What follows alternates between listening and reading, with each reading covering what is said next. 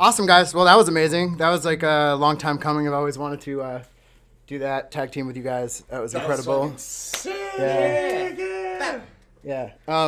Don't mind the weird setup on the cameras and stuff. My office is really small, so I had to put multiple cameras. We're actually sitting right in front of each other, even though we're in separate boxes. You know.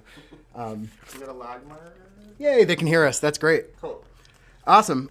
So how you guys doing? You have fun? That was pretty cool. That was awesome. That was awesome. I want to do that all the time. Yeah, definitely. We should do that more. Yeah. For sure. So me and ST4RFOX have been doing a lot of back-to-backs in general at just like festivals and stuff. But I personally have always wanted to back-to-back with you, Mark. Oh, thank you. Because anybody who's been around in the LA scene or been to Mutate has known this man throws the F down. It's all right. It's all right. The censors are watching, but we try to keep it clean. I know how hard it is. I've never played with Mark DJing back to back. I know we've known each other for how long, and It's we've been on been so a many decade. adventures. Yeah. Like Mark has been huge in my career, booking me for my first show, getting my first release on Producer Social, just like First Burning Man. Yeah, First Burning Man, amplifying my career and like adult life to another level. Do stories and of the trip later. Yeah. I've watched him DJ and known he's amazing, but doing it side by side, I saw it. I'm a bad host. I'm a bad host already. My phone's going off. Awesome. So yeah, I'd love to dive in a little bit with you guys. A little bit. You know, I've known you for ages, and I don't know if we've ever really just talked about your backgrounds of music. So when did you guys start getting into music? Like, we were all bedroom producers for a little while. What was the thing that really made you like say that like this is the thing I want to do with my life, and this is like where I want to go and put my energy into? You want to go first? Sure. Okay. I mean, that's a tough question, just because I feel like there's no set time, you know. Like, I feel like I know all of you guys had such a passion for music from such a young age, you know. And I remember even like freestyling in the back of homies' cars, and for the longest time they'd be like, "Can you please just shut up? Just like stop, just stop." And I remember just spending like 4 or 5 years just like in my room practicing my stuff, and you know, one day I was kind of like, I feel like I would hate myself if I didn't go for this, or at least like try, you know. And for a while there, I was like just doing hip hop and just staying in the hip hop scene.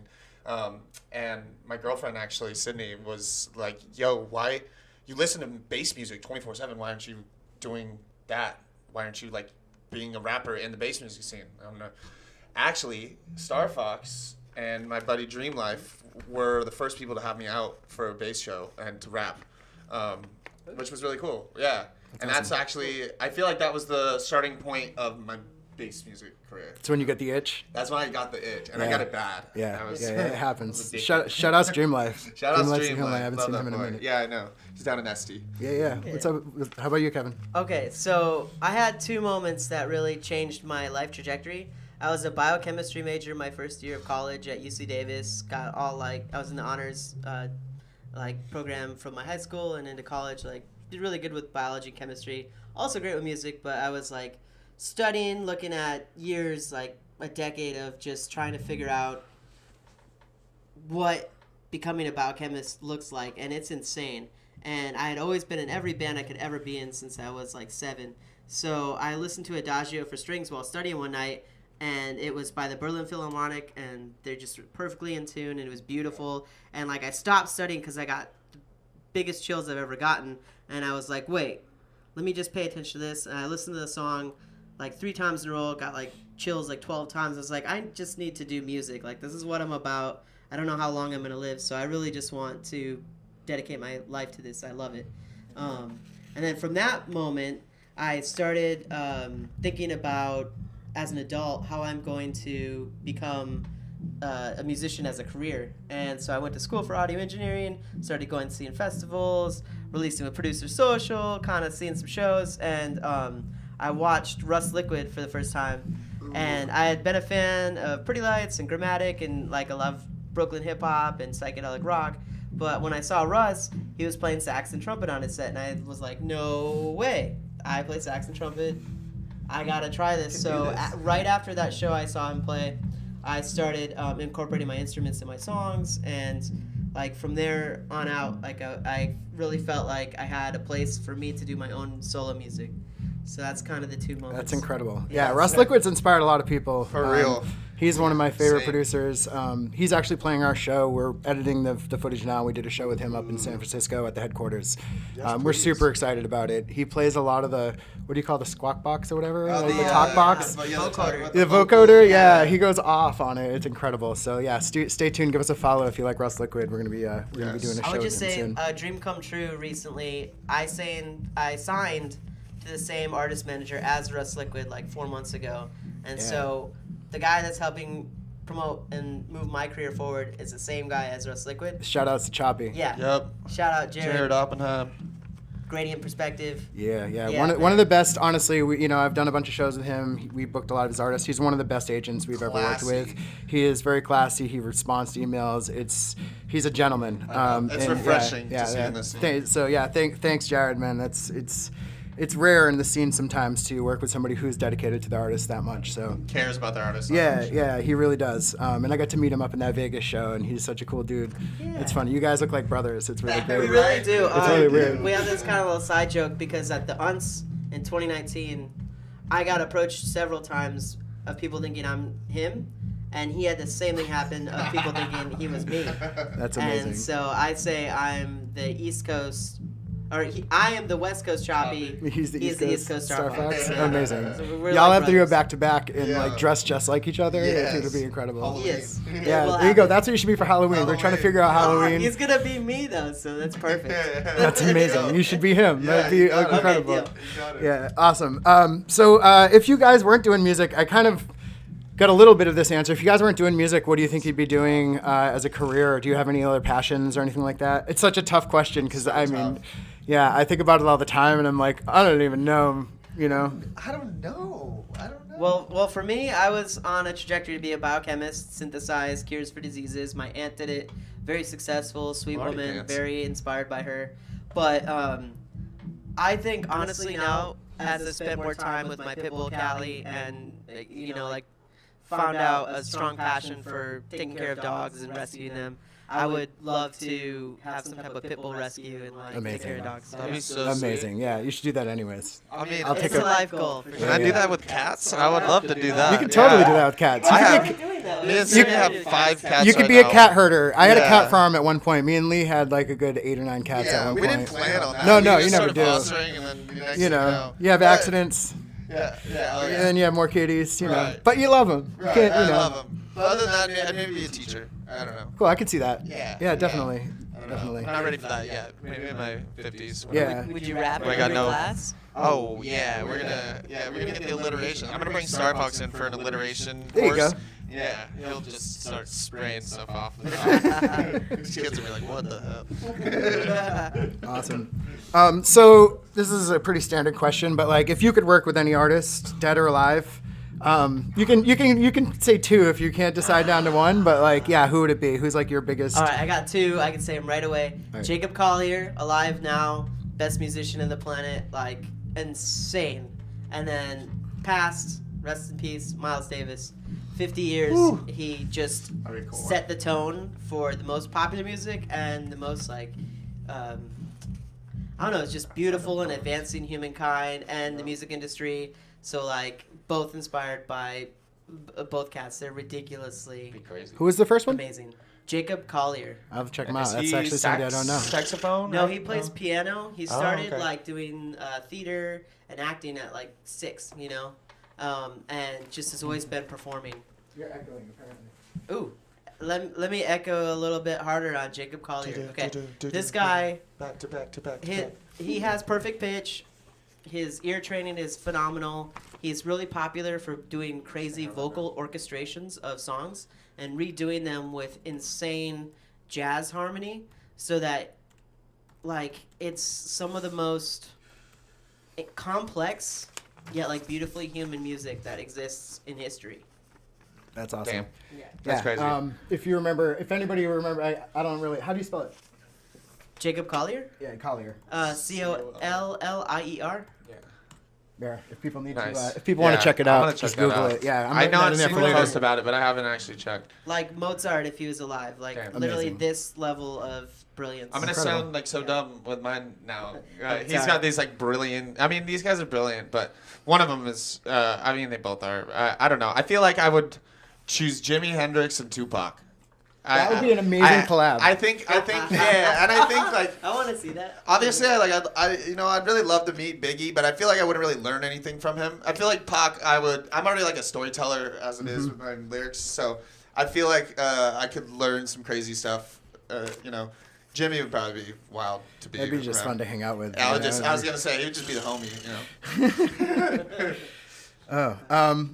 So, if you could tell your younger music self one thing, what would it be? Like, if you know, when you're just starting and like you're like, what am I gonna do? What's the one thing that you really like? You'd go back and be like, this is what you need to do that I did. Yeah. Or like, what would you do differently? Or like, what's the most important I think thing? for myself, I would, and this is like less on the grand. This is kind of like a more long-term thing, but create consistent habits. I think that's huge. And just like the consistency, because like quarantine for myself, I got in really bad habits of just like not doing anything, and it was like too easy. So I think, now I'm getting back in the habit of like, when I'm trying to go record or something, and I want to do something like every day and to kind of remind myself, like do at least half an hour of something a day, whether it's recording or writing or, and then just get back in that habit to where then I can boost that up to 2 hours at some point, and then it's like every day I'm getting something done rather than I'm spending 3 weeks doing nothing and then 2 days I'm like, oh, I'm just going to do all this and I've got a deadline. It's like, nah, Yeah.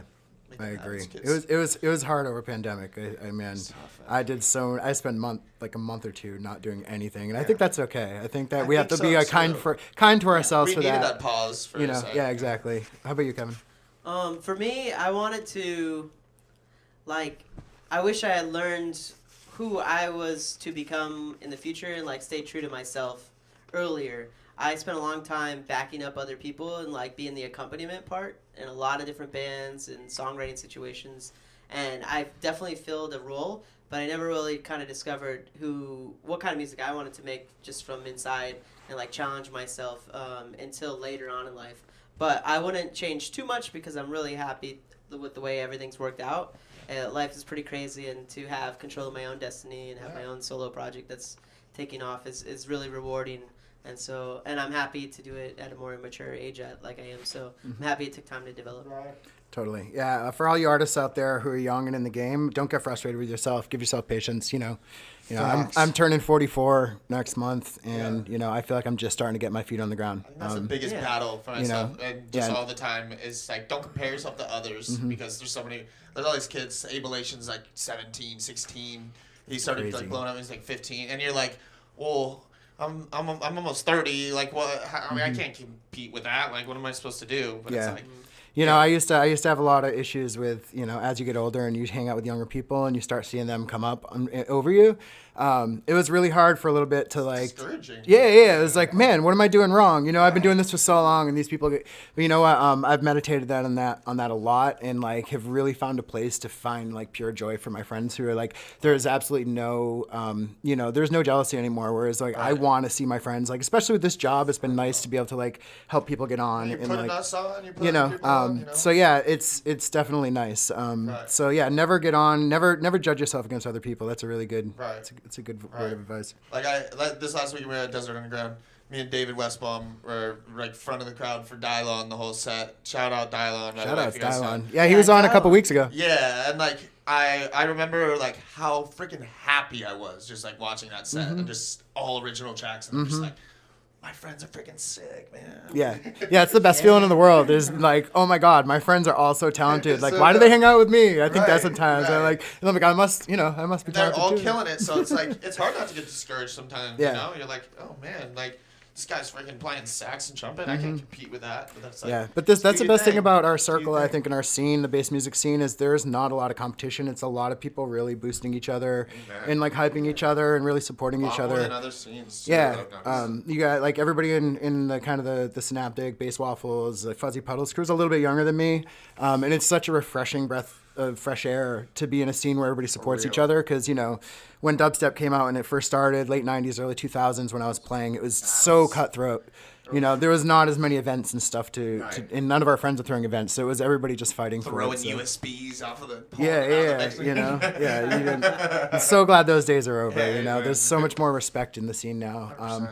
You know, that's why DJs. Yeah, that's why DJs had a bad name for a while. I think is because they were kind of just brutal. Yeah, and now I feel like there's a lot of love in the scene. I got a fun one for you. What's your favorite sandwich? Okay, I'll go first. Every day I can eat a giant Italian sub with like capicola, mortadella, salami, and I like it spicy with extra like club dressing, like whatever like that sub dressing is. Sub dressing, not club dressing. Mm-hmm. That's maybe more the music I play. It's like a dressing for the club. Yeah. The sub dressing is I like a lot of that with it, and there's just something about that. I'm part Italian, so I don't know. I grew up on them. Amazing, good answer. Solid. Yeah, that's a great answer. I mean, aside from like a good like real meatball sub or something like that, I feel like I would choose like a day to day. I'd choose a classic like turkey bacon avocado type. You know, my girlfriend's vegan. Don't get mad at me, Sid. But I love a little. You mean a tofurkey fakin? A tofurkey fakin sandwich. Tofurkey fakin. Well, vegan banh mi, right? Vegan banh mi is actually pretty. Those are pretty good. Vegan banh mi is so good. Shout out. Yeah, shout out to the vegans Love a good out sandwich. Love a good sandwich. Yeah, Love a me chicken too. sandwich too. Chicken sandwich. Ooh. You know, banh mi is probably up there, but mine would be the classic Thanksgiving sandwich with the dressing and the cranberry sauce, the gravy the next day. You know, from a home cooked meal. And the leftover one. Not in the original. No, the leftovers. The leftovers. Yeah. It just does it. That next day. I can't wait. That's coming up. It's coming up so Yeah, soon. I know. What are y'all doing? What are y'all doing for Thanksgiving? Well, y'all feasting? we may. I don't know. We'll see.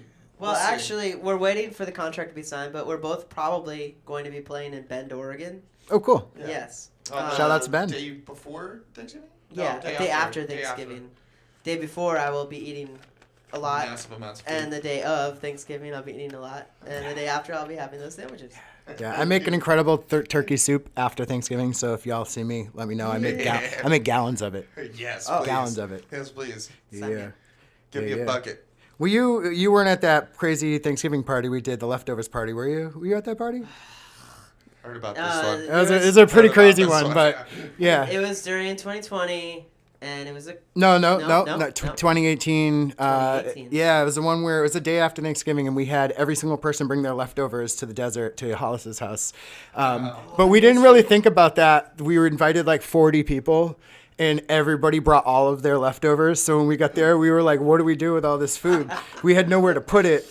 So we just started cooking it and reheating everything, and like we had to try to eat it as we were cooking it because we didn't want it to go bad.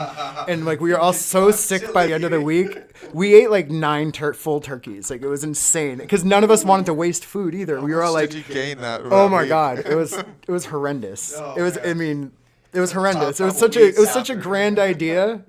But like more organization next time, like everybody brought their turkey carcass. I ended up with like our kitchen there was like turkeys outside. Turkeys everywhere. It was silly, you know how we do.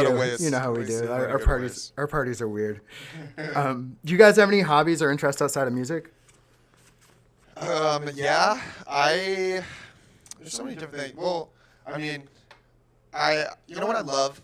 I love going to play, and I haven't done this in way too long, like way before pandemic. But I love a good game of just like street basketball with people. Honestly, I don't know why it's so fun. Yeah, it's so fun, and like 80% of the time we're all just like awful, but. As long as they don't have like one really good guy, like it'll be super fun. There's only that one guy, and you're like, damn it, we're not getting anywhere here. 14-0 for this guy. But yeah, I don't know. Man. So for me, I love yoga and meditation. I try to do this every day. Nice. I don't always do it, but I feel like that's helping me a lot. I get down on pool, and I love frisbee golf, but I would probably say if it was like tonight, everybody go, let's do this, it would be bowling. And I want to have like the blackout lights, and I want everybody to drink pitchers. Oh, we're gonna a go pitcher bowling. each, and we need to go bowling because I love smacking them. We're gonna go bowling. I was on a. It'll be on the 2nd of December. Oh, That's right. You're mine's the Sagittarius 8th, so with me. Yeah. Group- On the group bowling 21st. birthday party? On the Yeah. 21st. Yeah, let's Deal. go. all right. Yeah, Sagittarius. Maybe we Yeah, can figure yeah, out how yeah. we can DJ the lane. yeah. Let's Yeah. I'll bring my Yeah. little setup. We'll renegade. Let's go. Perfect. They won't say anything. Yeah. I used to be in a league when I was in high school. Like I'm So not as close. good anymore, but I was pretty good. I had my own ball, and like I know how to. Shout out you know how to J-Mart. That's play. only Yeah, like by the way. professional-ish Yeah. bowler that we know. J-Mart, fun DJ. Maybe we'll see him in the future. Yeah, hit us up, J-Mart, if Yeah, you're listening. J-Mart. Love to have J-Mart, on where the are show. you, bud? Dude hits like 220, 240 almost That's every solid. game regularly That's and solid. has done better. I'm not that good. Yeah. Yeah, we're not that good. Yeah, I'm not that good either, but he should come to our party. I'll be lucky if I break 100, maybe. You know. I can't use the in-house balls. Like they mess me up. They, like, Yeah, you gotta have your own ball with like a Man, scorpion I inside need my or own like ball. a mosquito like Jurassic Park style. Like, We got some questions. Oh, that's weird. That says the audio is doubling again. 1 second. doubling and bubbling. On the Fox and the Gents. Thanks, Oh, Kim. no. Shout out Timothy Leary. She threw down an amazing set at Desert Underground last Is it weekend. still doubled? Let me check this. Check. How's that, guys? Any better? Any better? Are we We get double? we get a question from J2600. They want to know why privacy matters to you. It's a pretty on topic question. Yeah. We're a privacy based company. Does privacy matter to you or does not? You know, we used to ask why does privacy matter to you? And then oh my God, what's his name? We were just talking about him. He came through and did a whole poem about why privacy doesn't matter to him, and it was really interesting about how Mount Analog. He opened his set with a whole thing about why it doesn't matter to him, and it was a really interesting, concept of how his life's an open book and how, Hey, I kind of so- dig that though. Yeah. I mean, I will say, I do think privacy does matter.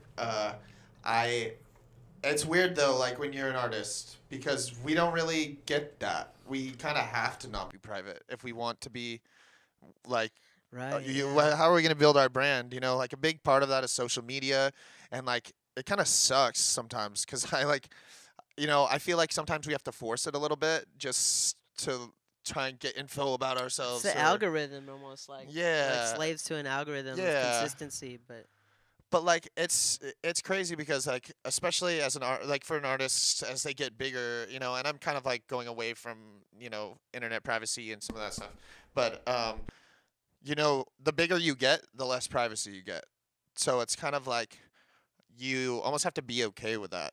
And a lot of people aren't, and that's fine. Like, there's people like Jade Cicada, seems like he's like a very private person, kind of stoic, you see it doesn't divulge Tipper? much info. Tipper, Tipper, these, very like, private person. very incredible artists, and a lot of times these geniuses are like way more introverted, so it's like they don't want to give out, whereas like I'm loud and obnoxious, so it's you already know, I'll give you everything kind of thing. So it's like I'm not private, but I respect privacy, kind of want more of it almost. I don't know. Well, somebody I respect a lot and have been called hundreds of times when I was a waiter in the Valley is Michael Cera. He's actually a really funny guy. I love his They movies. say you look like him. But he doesn't use social media. He's not on it all. He's not about it. And I can commiserate with that, but I think you need to have like some blockbuster works as an artist to be able to commit to that, because most people need to see you frequently active and busy. That's the best way to keep getting booked, the best way to keep getting an interest in you. Like, you need to be always busy. And so like you'll see a lot of people like kind of faking being busy just to like keep up with the amount of posts that they need to catch the algorithm. But for me, I think privacy, like, it's a right that we all deserve, and it's unfortunate that like these bigger companies are taking advantage of us. They And slowly take a little more and a little more. yeah, so I really am all for it. Like, I use Signal more than I use anything else in terms of messaging. I don't really like, like, if you're not part of the conversation, it feels very weird that you can make decisions on that conversation. I just was on this job. I was on Indeed looking for a new job, and within a day, I started just getting blasted with emails, blasted with calls, blasted with like, and I didn't say you can give my data out or anything, and it was just like, whether I like it or not kind of thing. So it's almost like, they're just taking that away without us seeing half the time, you know. Yeah, man. With this, you know, the whole Facebook thing that just came out is just incredible, you know. It's crazy. Yo. And then I went back on and was like making a couple posts, and like the reach and stuff is just like cut down to nothing. I was joking around. I was saying if it would have went out the day before, I'd have been so mad because I waited 40 years to get a #1 hit on Beatport, and if it went out the day it went out and I couldn't tell anybody, I would have been so upset. I would have been so sad. Oh, So I announced the show. Yeah. I'm playing on the 29th in Providence, Rhode Island with Sounds Organic. Great event company. We have they have a half of a Function and Hennessy sound rig, which is very unique across the country. Put out great lineups. But we announced this show the day of the FBI raiding Facebook. So very interesting as an artist to have these things kind of affect us, where I support the whistleblower and like accountability from these giant corporations, but we're almost like just got to get lucky some days, you know.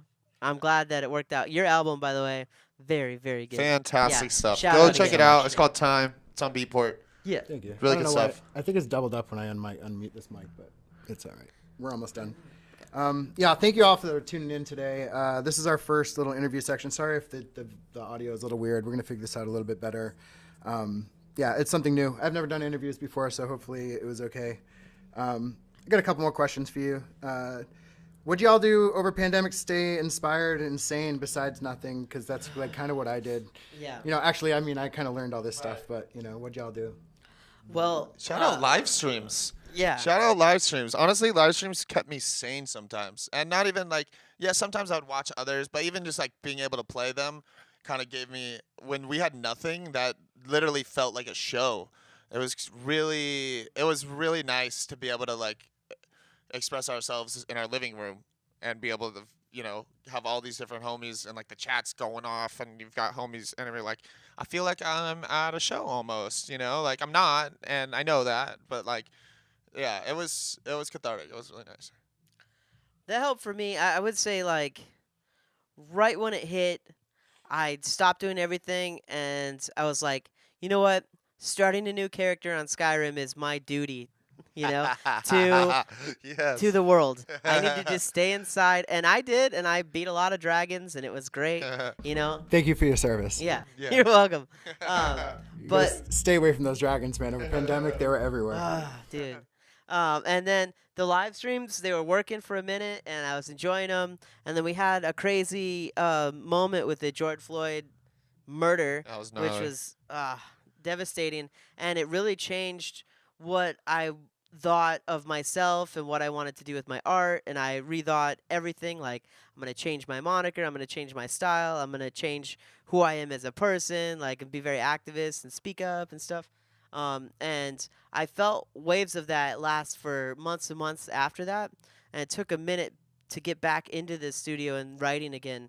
But thankfully, I have a lot of friends that were also going through that same struggle, and we worked together. And with shows slowly opening up and the underground kind of coming back in a safe way outside in the middle of absolutely nowhere in the desert with great distancing, like it gave me opportunities to perform again. And I got back on, and it was like riding a bike where I didn't forget how it worked. We even performed in 115 degrees. We played in you know, crazy. Dune, where there's like sandworms. Bro, I was ready for a sandworm to eat me. It was Shout out so Dune. hot. Y'all going to see underneath. Dune this week? Yeah, Comes out this week. Oh, The new Dune comes out this week. Does Yes. it really? Yeah, Oh, yeah. wow. Look at you guys. Let's go. Let's go. Awesome. I got two more questions, and then we'll wrap this up. And then we're gonna show a replay of the Mr. Bill set. Yeah, it's gonna be incredible. If y'all haven't checked out the new Mr. Bill album, Phantasmagoria. yes, Phantasmagoria. Yeah. It's a masterpiece. You know, like Pandemic did him well. He really got to sit down and like make almost a concept album. I feel like I know it's not really a concept album, but the whole thing just tells such a beautiful story from Really start does. to back. It's funny. There's like a lot of funny things in it, and you know the intro to that one song. That intro. You ever gonna finish you ever that song? finish yet? that song? I heard somebody ask him if he ever played. Yeah. If he last time he played at this, he played that song, and somebody afterwards was like, "You ever gonna put that song out?" And it's the same song. So when I heard that, I died. I was like, Dang. he's so funny. Shout out to him, by the way. While I was going to school studying Pro Tools and working at OC Recording Company, I decided same time I'm gonna also learn Ableton, and the YouTube tutorials Mr. Bill put out has made the largest impact on me as a producer. I learned Ableton through him, watching his 35 plus videos he had on YouTube 3 or 4 times each for like 2-3 years. So any Legend. aspiring producers out there Legend. or people looking to write music, don't be afraid to check out YouTube University. Yeah, And especially Mr. Mr. Bill. Yeah, especially Mr. Bill. He has so much knowledge. Also, Koan Sound. Koan Sound has Gates. a Patreon. Yeah, Il Gates, yeah. The producers, shout outs Producers Dojo. They're incredible. Yeah. Dylan's Are you guys still doing Producer Social? We have actually slowed it down, and we were going to put it to bed for a while because Stefan's really busy. And we just got a message from a good friend in Reno saying, hey, we started the Producer Social again. I hope you didn't mind. Yes. So, it's actually happening. We have nothing to do with it anymore, but it lives on Nice. elsewhere. If anybody out there wants to take over do a Producer Social, we're open to letting people do it. Right. We don't have a website anymore. We let that go down. But, we still have the infrastructure. We still have the people. Yeah. It was a really incredible thing that really helped me get my music to where it is. Like, I threw it just out of my own selfishness of like, I have amazing. I know a good 5 producers that went to that and have talked about how impactful that was. Yeah. I think the boy Orange Chemist, Marvel, they both went through and came back and were like, oh, dude, Shout out to Mark Marvel. gave me some feedback on my tune, and this is Marble's awesome, man. He Yeah. he sorts me with all the dubs. Like, I Yeah, get so many yeah. Marvel dubs. Shout out Marvel. He's got Yeah. some new tunes going. He's Sweet. selling I met- wine and stuff for this summer. He's like killing it right now. So he awesome. hasn't been playing much shows out, but any promoters out there, book the boy Marvel. Book Marble, yeah. Yeah, book Yeah. Marvel. Also, Asteroids and Earthquakes, by the way, one of my Another best friends, legend. I met him at Producer Social, and he's Oh, shit. That's how I Yeah. know all you guys. He's I brilliant would have never. I minds. don't know if I would have Yeah. met you guys without the social. I met you there. I think. I don't know if I met you there. I met you met me at through Lightning in a Bottle. Lightning in a Bottle. That was Yeah. an epic night. You played my Renegade. Yeah. That was an Yeah. epic I night. booked you Renegade first. at Yeah, that's Lightning in right. a Bottle? Thank you. And then look at you booking me now. Yeah, that's amazing. It's I didn't know you full did a circle. Renegade at Live. That's crazy. Yeah. I walked in and he was all like, just killing it on playing some like your stuff was like your earlier stuff was a little more glitch hoppy, and I think you were playing horn. I think you were actually playing horn at the time too. And I was like, "Who the hell is this guy? What is this? Yeah, I like these people. Right? And they're Yeah, playing so, my weird stuff. Thank you for introducing me to the Fuzzy Puddles crew. Like, I don't know what I Shouts said. to Fuzzy Puddles. Big shouts to Fuzzy Shouts to Puddles. Bass Waffles too. Do you guys have any rituals or like processes before you go live that like calm you down, or like anything you need to do like superstition wise or? That's so. It's like I have a different. I feel like every time I have a different like ritual. thing based on I've had times where because like it's weird. I don't always get like super nervous, and then sometimes like my hands are just like shaking, and I'm like, what is going on? And I like can't calm myself down. So I'll go and just like stand, do like 20 breathe in, breathe out, and like try and get my head centered. And then what kind of helps after I do that is to like get moving a little bit and like almost like get a little hyped. Yeah. Because like the more adrenaline I have going, the less like shaky I am. It always takes like 10 minutes into a set for even, it was so weird. Even at the start of my set, I was like shaking a little and I was like, why am I like going up to touch things? I'm like, why are you, so it's funny though. Yeah. Like about 10 minutes in. No superstitions though.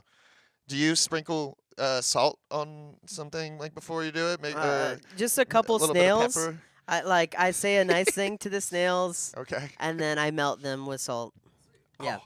No, not Poor true at all. snails. I had the pleasant and very Sid, report scary this man. experience FEMA. as a That's FEMA. middle schooler playing in jazz bands, and they would have you improvise and stand up in front of the group. So like in front of cute girls, in front of all your classmates, 6th grade, 7th grade, 8th grade. I had to stand up. Everybody's looking at me, and you have to make up music on the spot using your ears.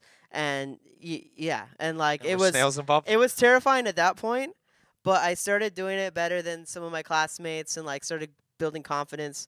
And now since then, growing into an adult, playing so many shows, like literally in like stadiums in front of 35, 40,000 people, I don't get stage fright anymore. Like I'm just not nervous in any situation you put me in, but I really respect the situation. So before I go and perform, a lot of times that day, I've done a little yoga. I've played both trumpet and saxophone. I've made sure that all the songs I'm going to play are correct. I get there, I have to set up my stuff, which takes like 45 minutes. And like by the time I start, I've put so much time into thinking about what I'm going to do that I feel good about it. It's only the times I'm like running late and like I can't set up on time and there's some technical difficulty. And then I get a little nervous, like off, because I'm like, this is not the way it should be. Right. But like full bass spectrum, we were up and we were playing, and we had like plenty of time, so we were like, we're in the right headspace, everything's good. So we just sat by my car, and he's just playing horns. I'm playing tunes that we're potentially gonna play, and then I'm rapping, and we're like, basically like give a little rehearse before we like get in there. And it's so funny too because people always just come up and just like hang out. Watch us and like, what are you guys doing? You know, and we're like, we're getting in the zone. Right. Yeah, I still get nervous. Cool. Yeah, I still get nervous. Do you have any tips for calming those nerves? I stretch. I do. Maybe not full yoga, but like, honestly, like sometimes I realize that it's just my body. I'm not nervous. It's my body being. I am nervous, but my body being tight, and like stiff. Yeah. So doing some like really deep back stretches. You know, I usually like to peace out for like 5 minutes before the set and just be by myself and do some breathing. Yeah. You know, some sets are. It's funny. The smaller gigs, like the big gigs, aren't that scary, but like Bass Waffles. It's all my homies, but I was shaking and sweating. I can't wait more about what the homies think. Yeah, so the random crowd. It's you know. Yeah, I get more nervous. I wouldn't say it's stage fright. It's more I like it. It's like why I do it. It's the adrenaline. Yeah, the adrenaline. But to get loose and get really into a set, I do like to stretch a bunch and like really get loose. Right. You know. And then good, like 15 minutes in the set, you're good to go. Yeah. You know, I used to be really stiff up on stage when I used to play. Doing LA Beatdown and having to perform in front of thousands of people really like helped break that up. You know, it was like there's so much energy that you can't stop moving. And like now I'm just a monkey behind. I'm gonna booth. break my back one day. I'm already tall, but like man, I gotta chill. Yeah, I'm like this. I'm this far away from being one of those dudes who jumps up on the decks and dances around. Yeah. You know, like I haven't done it yet. I can't wait for the day. I haven't played on a big enough stage, and I haven't played hard enough dubstep. I'll feel guilty doing it, but I need to do it. Yeah, eventually. As soon as you're ready to headline Lost Lands, that's like I think what you do 45 minutes of your set. I think so. Yeah. You just start a song around. And then you jump up and you yell at people. We'll be like a better Steve Aoki. We're gonna throw waffles at the crowd instead of cakes. Yeah, that actually brings us to our last question. Perfect. So that's a good segue. Keep in mind this is a family show. The big question: pancakes, waffles. Don't get me angry. Don't get me angry. Pancakes are inferior to waffles on every level. Those dumb non-pocket having. Do you have sauce pockets? Pancakes? Where are you gonna put the butter? Where are you gonna put the butter? Where are you gonna put the syrup? The syrup just rolls right off. What a waste. They're floppy. They're flat. What a waste. They're flapjacks.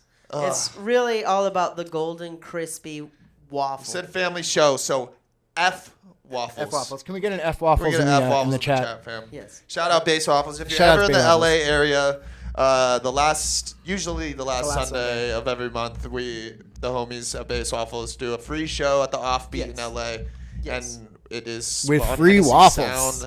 Hennessy Sound, free waffles. They do. What's your favorite though? I think mine's the Oreo. Jalapeno bacon. Jalapeno bacon, Jalapeno bacon. I want to go like back and forth. Right I get a little spice and then I get the like creamy. Oh man. Yeah, big shout out to Bass Waffles. If y'all don't know tip your waffle maker. Tip your waffle maker. If y'all don't know about Bass Waffles, check them out. Check out Fuzzy Puddles. Check out Synaptic. Check out everything. Lost and Found. Yeah. Lost and Sound. Club Wednesday down in Orange County. We've been doing some stuff every other week.